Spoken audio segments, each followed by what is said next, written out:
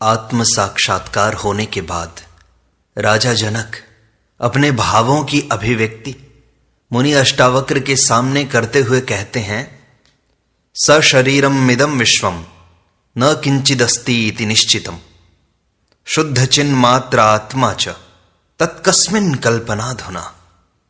अर्थात निश्चय ही शरीर युक्त यह विश्व कुछ भी नहीं है, यह शुद्ध चैतन्य मात्र आत्मा है, तो इसकी कल्पना ही किसमें है। राजा जनक कहते हैं कि शरीर युक्त यह विश्व अर्थात यह सारा विश्व कुछ भी नहीं है, इसका स्वतंत्र कोई अस्तित्व नहीं है, यह शुद्ध चैतन्य मात्र आत्मा ही है। आत्मा निराकार है, उसी की साकार अभिव्यक्ति यह विश्व है। अतः यह आत्मा से भिन्न नहीं है, बल्कि आत्मा ही है, ऐसा मुझे निश्चय हो चुका है। फिर इसकी किसमें कल्पना की जाए।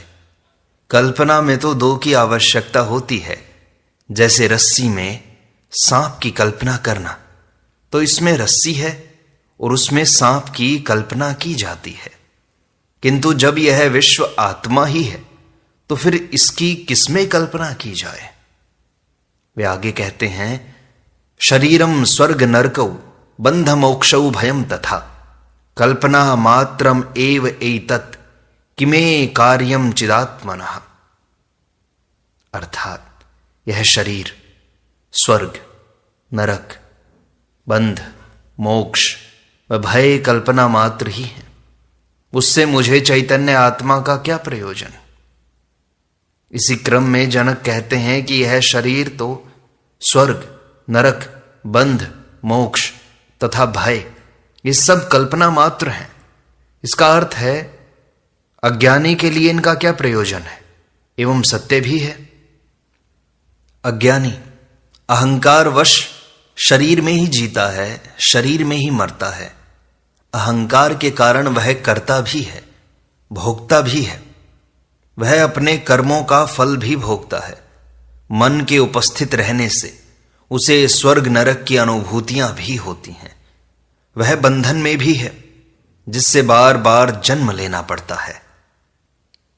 वह स्वर्ग नरक से भयभीत भी है, किंतु जिसने आत्म स्वरूप को प्राप्त कर लिया उसके लिए ये सब कल्पना मात्र है, वास्तविक नहीं है।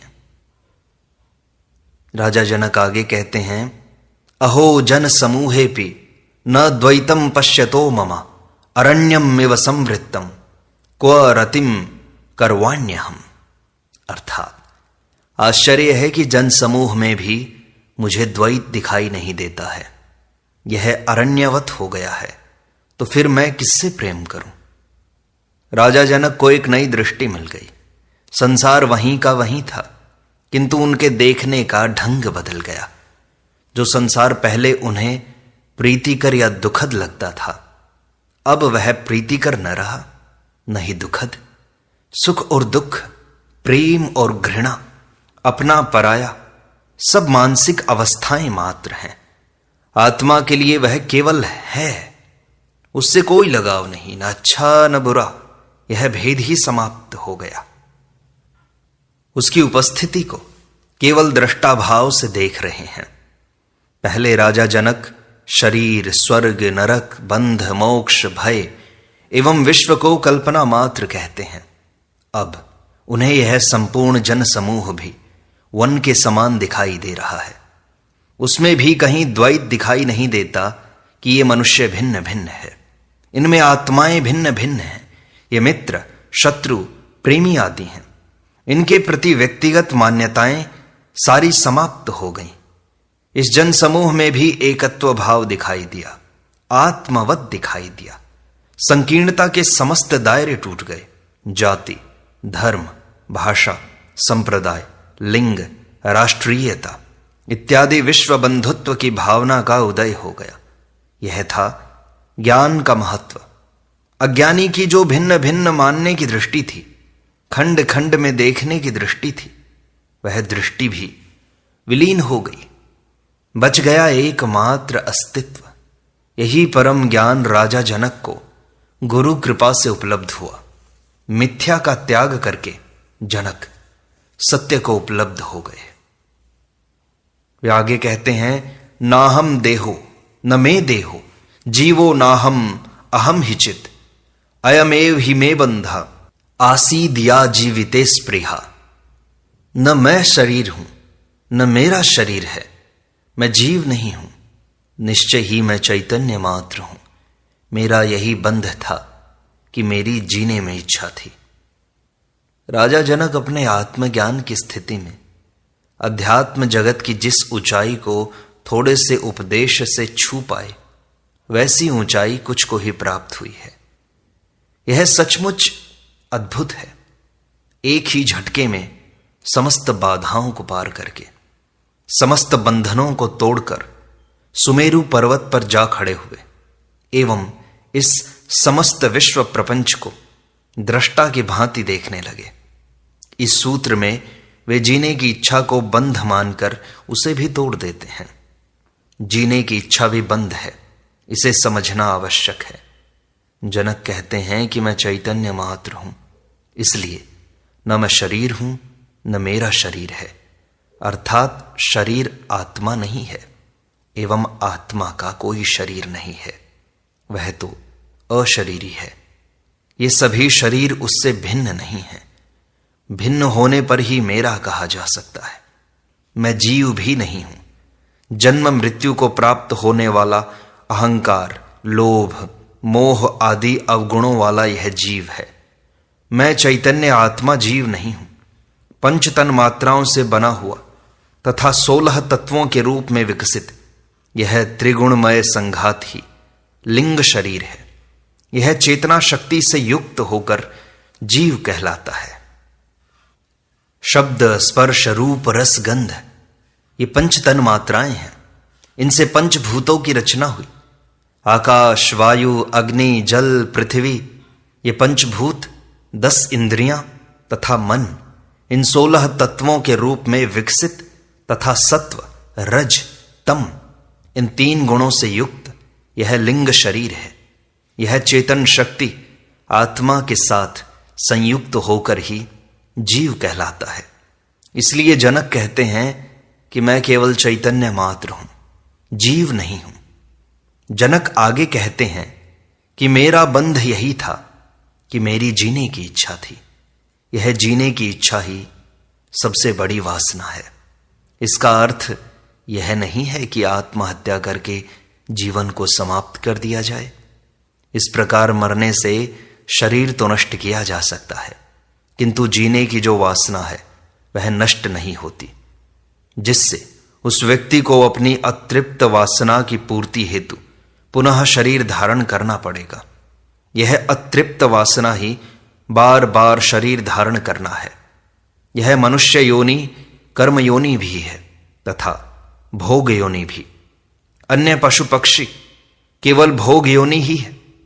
मनुष्य के आसपास अनेकों जन्मों में किए गए अच्छे बुरे कर्मों एवं वासनाओं का संचित भंडार है, जिनमें से थोड़े से इस जन्म में भोगता है, शेष अगले जन्मों में भोगने के लिए सुरक्षित रहते हैं।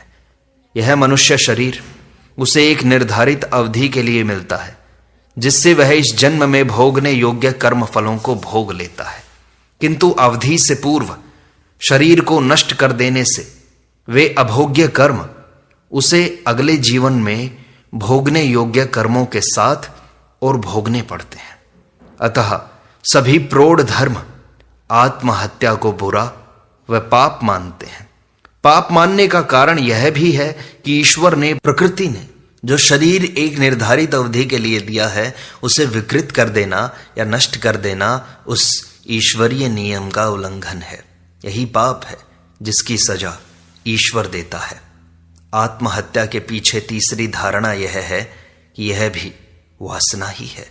जिसकी वासनाएं सर्वाधिक होती हैं, जिन्हें वे संसार में पूरा नहीं कर पाते, वे ही आत्महत्या का सहारा लेते हैं।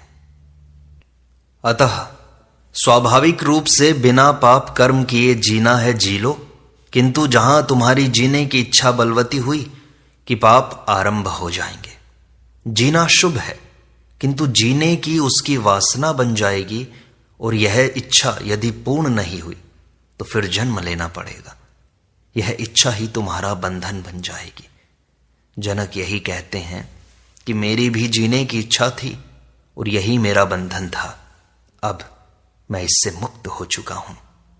द्वैत मूलम महो दुखम नान्यत तस्यास्ति भेषजम दृश्यमेतन मृषा सर्वम एकोहम चिद्रसो मलः।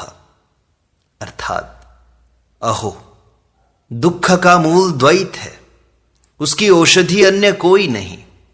यह सब दृश्य मिथ्या है, मैं एक शुद्ध चैतन्य रस हूं। राजा जनक को आत्मज्ञान होने पर अद्वैत की अनुभूति हो गई। द्वैत मिट गया, सारी भिन्नताएं समाप्त होकर एकत्व का बोध हो गया। मैं और मेरा यह भाव छूट गया। इस अनुभूति के बाद वे कहते हैं कि संसार में दुखों का कारण द्वैत ही है।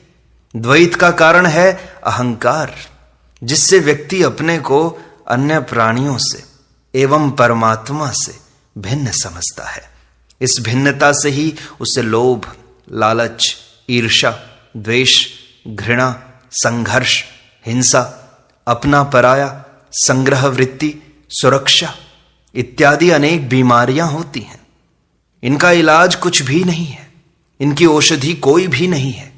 इन सब के मूल में केवल अहंकार है। अहंकार मिटने से ही अद्वैत का बोध होता है, किंतु लोग अहंकार को तो मजबूत किए चले जाते हैं और बाकी बीमारियों का इलाज ढूंढते हैं, जिससे कोई भी औषधि काम नहीं करती। मनुष्य अपने को अस्तित्व से अलग मानता है। वह चीजों को खंड खंड में देखता है। वह समझता है मैं अकेला हूं, दुनिया मुझसे भिन्न है, मैं उस समग्र का हिस्सा नहीं हूं, मेरा अलग अस्तित्व है। ऐसा मानकर वह संपूर्ण अस्तित्व से संघर्ष करता है, प्रकृति पर विजय चाहता है। इसके लिए वह चोरी, हिंसा, हत्या सब कुछ कर सकता है। यह सब अपना अलग अस्तित्व मानने के कारण होता है। यही द्वैत है, इसी से होता है दुख। किंतु यह द्वैत मिथ्या है, इसे वह जानना नहीं चाहता।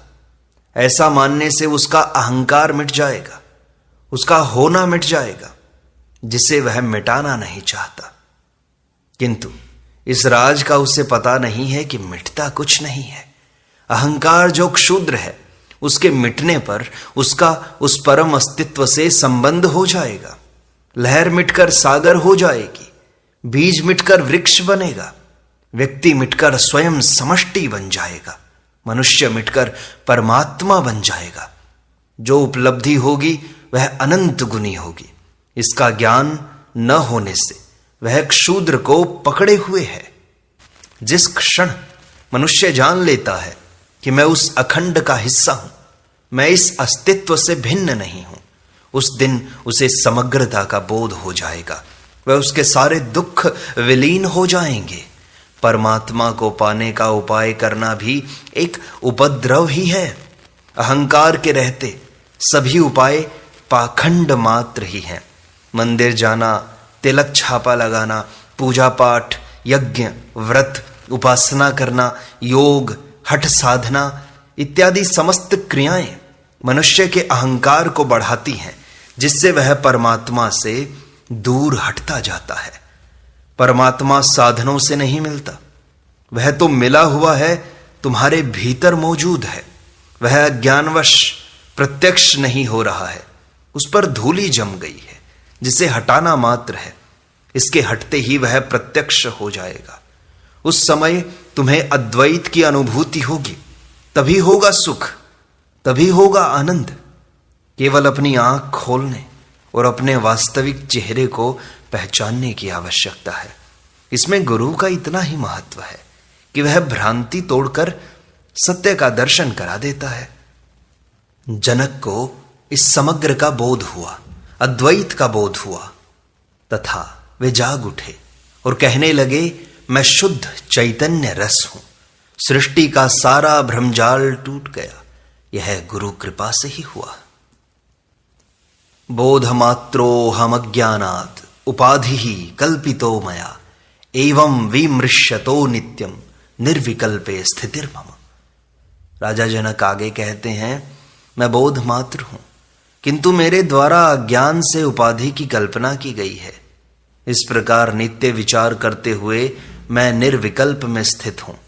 राजा जनक अपनी आत्मानुभूति की अभिव्यक्ति के क्रम में आगे कहते हैं कि मैं आत्मा होने से शुद्ध बोध हूं। आत्मरूप यह सृष्टि अखंड है, इसे विभाजित नहीं किया जा सकता, इसे खंड खंड में नहीं देखा जा सकता। यह एक है, समग्र है। इसे भिन्न भिन्न पदार्थों में विभक्त करने से इसकी उपयोगिता ही नष्ट हो जाती है, समग्र का सौंदर्य ही नष्ट हो जाता है। शरीर एक है, पूर्ण है, सुंदर है। इसके यदि सभी अंगों को भिन्न भिन्न मान लिया जाए एवं प्रत्येक का एक दूसरे से संबंध विच्छेद कर दिया जाए तो शरीर की क्या दशा हो। ऐसी ही दशा इस संसार की है। जिस प्रकार शरीर के विभिन्न अंगों में एकत्व का बोध उसमें स्थित आत्मा से ही होता है, उसी प्रकार सृष्टि में एकत्व का बोध कराने वाला परमात्मा या ब्रह्म ही है। सृष्टि के विभिन्न पदार्थों में भिन्नता नहीं है बल्कि एकता है, किंतु उनको भिन्न भिन्न नाम देने से ही उनमें भिन्नता का बोध होने लगा। नाम देने से पूर्व सभी एक ही थे। ये भिन्न भिन्न उपाधियां अथवा नामकरण अज्ञान के कारण ही दिए गए हैं। हाथ, पांव, आंख, कान, नाक इत्यादि भिन्न भिन्न नाम देने से पूर्ण मनुष्य का बोध नहीं हो सकता, किंतु पूर्ण मनुष्य के बोध से इन सभी अंगों का बोध हो जाता है। इसीलिए सृष्टि से परमात्मा खो गया। विभिन्न कारखानों में बने हुए विभिन्न पुर्जों के जोड़ से जिस प्रकार यंत्र बनते हैं, यह शरीर इस प्रकार बना हुआ नहीं है, बल्कि एक ही चैतन्य तत्व से विकसित हुआ है। ऐसे ही यह सृष्टि विभिन्न अवयवों का जोड़ मात्र नहीं है, बल्कि उसी एक परम तत्व ब्रह्म से विकसित हुई है। इसीलिए इसमें एकत्व है। विभिन्न पुर्जों के जोड़ से बना हुआ मनुष्य, यंत्र, मानव तो हो सकता है, चेतन मानव नहीं हो सकता। ये मनुष्य फिएट और एम्बेसडर कारों के विभिन्न मॉडल जैसे नहीं हैं, बल्कि इनमें एक ही आत्मा रूपी जीवन धारा प्रवाहित हो रही है। ऐसी ही सृष्टि है जिसमें भिन्नता अज्ञानी को दिखाई देती है, ज्ञानी उसमें एकता ही देखता है। हिंदुओं की दृष्टि अनूठी थी, जिन्होंने एक विश्व पुरुष की कल्पना की एवं सृष्टि के समस्त अवयवों को उसके अंग माना, जिससे सृष्टि का एकत्व भाव नष्ट नहीं हो जाए। जनक इसी तथ्य को प्रकट करते हैं कि इस समस्त उपाधियों की कल्पना अज्ञान से ही की गई है। जिसे आत्मा का ज्ञान नहीं, ब्रह्म का ज्ञान नहीं, वे ही पदार्थ को पदार्थ समझकर नाम देते हैं, वरना यह सृष्टि आत्मा ही है। जनक कहते हैं, मैं इस प्रकार नित्य विचार करता हूं, अब निर्विकल्प में स्थित हूं। अब मेरे लिए दूसरा कोई विकल्प ही नहीं है। मैं एक हूं एवं यह सृष्टि मुझसे भिन्न नहीं है। जनक आगे कहते हैं, अहो मयि स्थितम विश्वम वस्तुतो न मयि स्थितम न मे बंधोस्ति मोक्षो वा भ्रांति ही शांता निराशया। अर्थात आश्चर्य है, मुझ में स्थित हुआ विश्व वास्तव में मुझ में स्थित नहीं है, इसीलिए न मेरा बंध है न मोक्ष।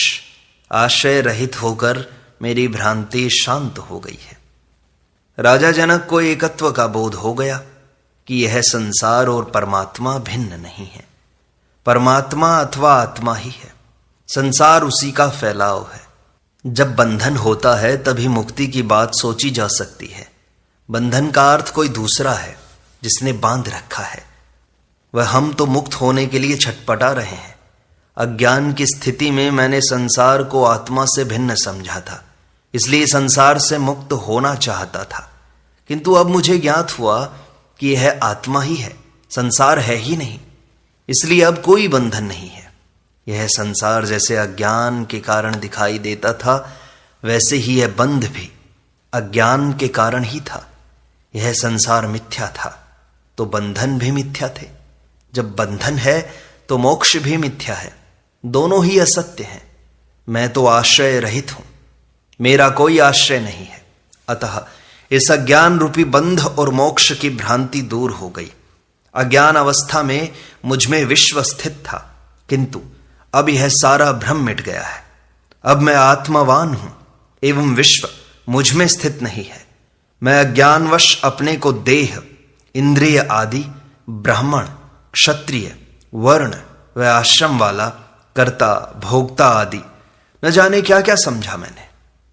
यही मेरा संसार था, वह यही बंध था।